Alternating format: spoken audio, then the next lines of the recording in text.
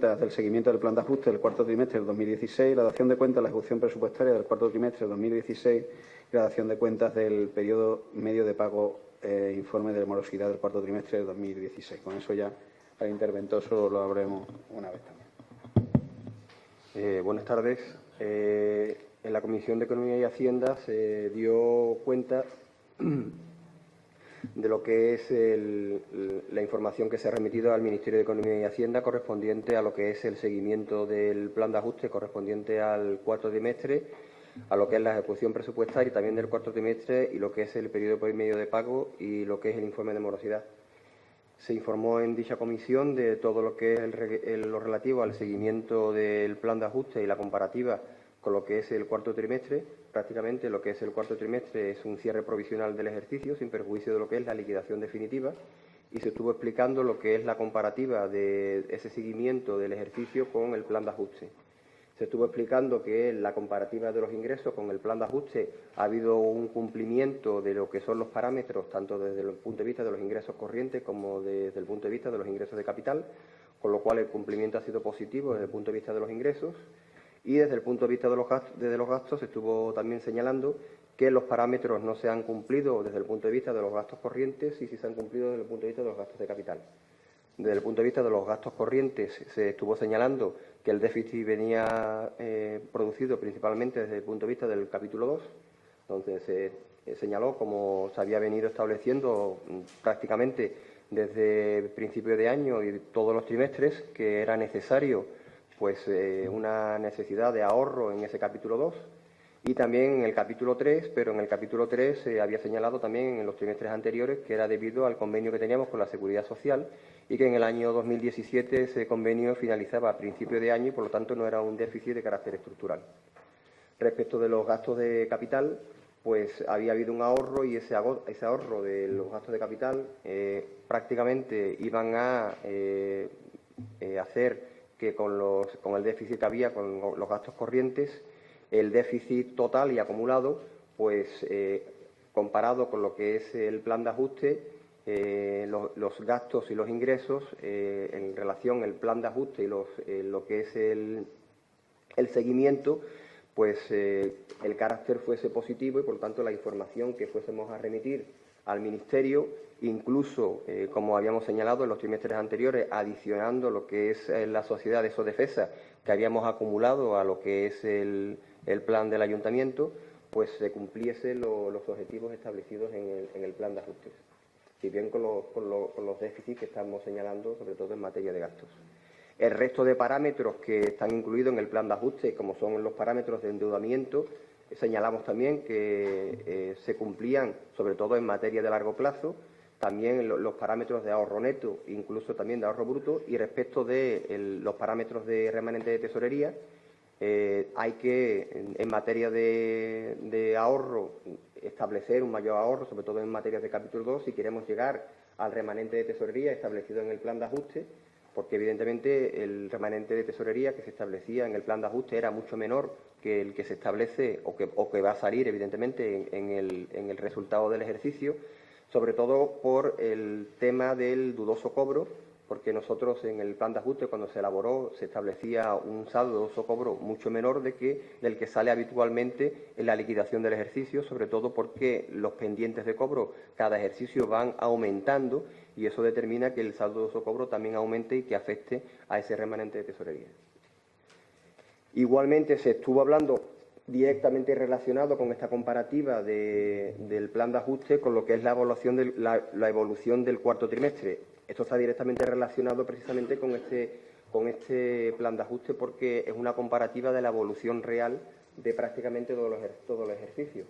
La comparativa de las previsiones iniciales con lo que es la evolución de los distintos capítulos, tanto de ingresos y gastos, es una comparativa con lo que hemos realizado en el plan de ajuste. Desde el punto de vista de los ingresos, la previsión inicial de ingresos con los derechos reconocidos netos ha sido positiva porque se ha cumplido prácticamente todas las previsiones iniciales con los derechos reconocidos netos. Lo que no hemos podido efectuar es si los derechos recaudados han sido buenos o han sido positivos porque no teníamos todos los datos a lo que es la información remitida al Ministerio.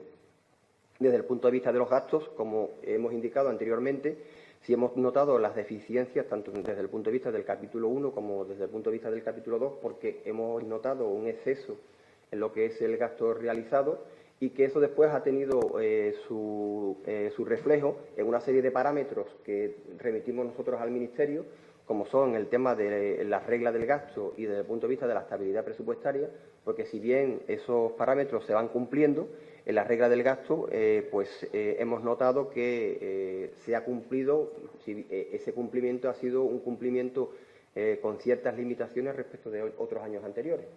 Hay que tener en cuenta que la regla del gasto establece un límite todos los años que, si bien es un parámetro muy discutido por muchos posicionamientos, establece un importe que hay que respetar todos los ejercicios. Este año se ha cumplido, a pesar de que hemos tenido que consolidar incluso a otra sociedad municipal, pero que se ha cumplido pues incluso con un grado muy limitado respecto de otros años anteriores. Se ha cumplido también, como he señalado, también la estabilidad presupuestaria y el cumplimiento también de lo que es el importe de la deuda viva y el porcentaje de deuda viva de lo que es el ayuntamiento. Y por último, el tema de el importe del periodo medio de pago. Igual que en el trimestre anterior, estamos dentro de lo que es el periodo medio que establece la normativa, que se ha establecido en 26,16 días. Muchísimas gracias, señor interventor. ¿Intervención en este sentido? Venga. María Izquierdo Unida. Bueno, en primer lugar, agradecer al señor interventor la brevedad y la claridad siempre en las exposiciones de los datos.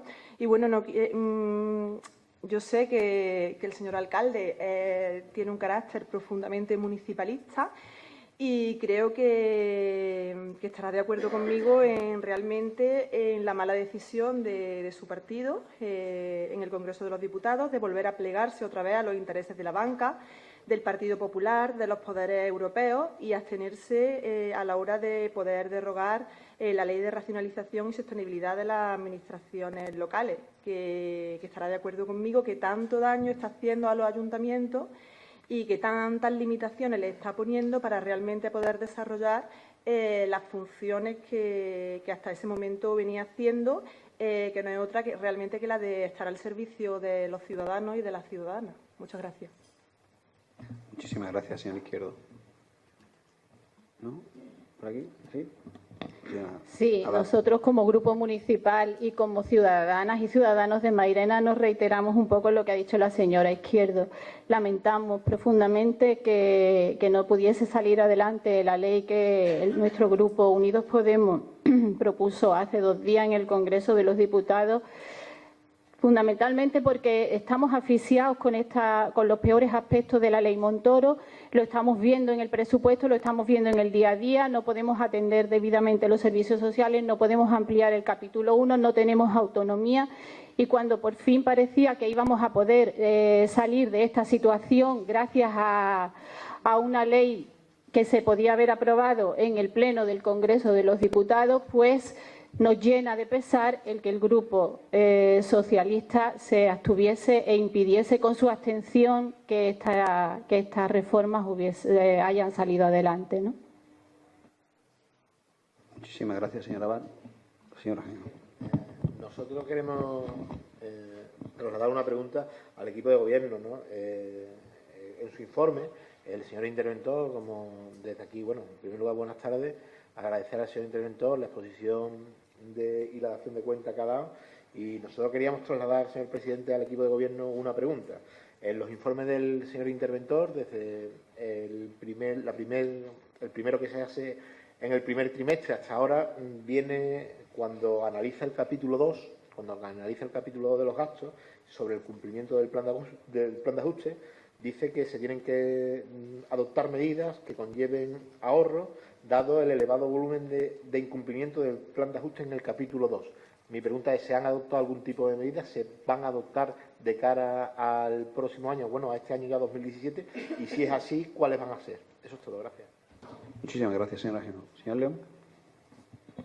Sí, muchas gracias. Buenas tardes. Yo, bueno, antes de nada, saludar a todos los presentes y dar las gracias a los habilitados, en este caso al interventor especialmente, porque es cierto que clarifica mucho unas ideas que en el terreno jurídico son bastante farragosas.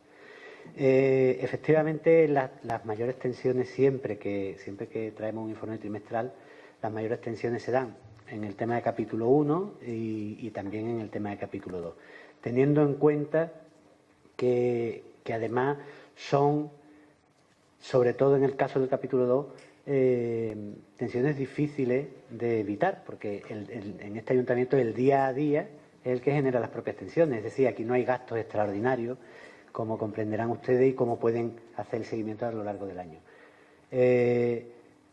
Cada vez que nos presenta un informe trimestral, nosotros intentamos retener aquellos gastos que en la medida de lo posible se puedan. Pero evidentemente, y yo creo que lo dijimos en el anterior y en el anterior, la acción social, que todavía hoy está en gran medida apoyada por este ayuntamiento, y el empleo, la generación de empleo, que básicamente en un ayuntamiento pues se residencia en los planes de empleo, es complicado evitar esas tensiones. Evidentemente intentamos cumplir el objetivo del plan de ajuste en su totalidad, como realmente se hace, y evidentemente aquellos gastos que no sean necesarios para que la gente de Mairena viva un poco mejor, intentamos evitarlos. Gracias.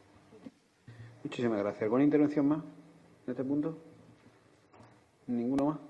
Bueno, pues decir simplemente por la apelación un poco que se hace. Vamos a tomar todas y cada una de las medidas que, como ustedes comprenderán, vayan en el sentido del cumplimiento de un plan de ajuste. Un plan de ajuste que objetivamente tampoco es que estuviera uno conforme desde primera hora, desde que se aprobó. Pero entiendo también que hay que justificar que las instituciones están para cumplir las normas que se dan, la aprobación, y en este caso tanto las circunstancias que se dan como incluso las desviaciones del capítulo 2 vienen dándose prácticamente desde que se aprobó el citado plan de ajuste. Mejorar los contratos, mejorar los suministros, mejorar la valoración y la puesta en marcha de todas y cada una de las medidas que vayan a ir encaminadas a tener un mayor ahorro, el cumplimiento del plan de ajuste o a salir de ahí lo antes posible, que no le quepa la menor duda a todos los que están aquí que es nuestra intención. En el marco absolutamente político que se valoraba aquí por la señora Izquierdo, créame, señor Izquierdo, que como municipalista en esa apelación soy uno de los que desde primera hora no vio la RESAL como una ley que viniera a solucionar los problemas de financiación y de atención ciudadana que tienen los alcaldes para como sus vecinos, que son los más cercanos a los problemas.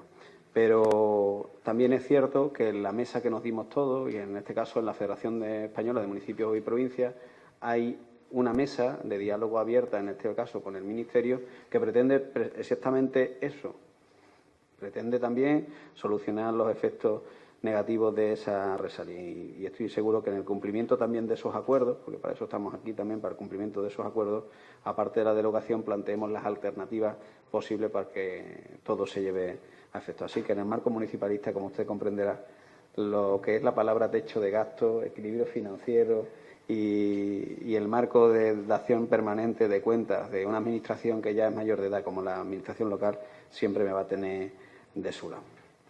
Bueno, pues gracias, compañeros de corporación. Cubiertas estas tres acciones de cuentas, pasamos al sexto punto, que es la aprobación de la declaración de especial interés de utilidad pública por circunstancias sociales de las obras de construcción de una nave almacén en la Plaza Virgen de Rocío, solicitada por la Hermandad de Nuestra Señora del Rocío. Señora Padial. Buenas tardes a todos. Traemos en este punto del orden del día la declaración de especial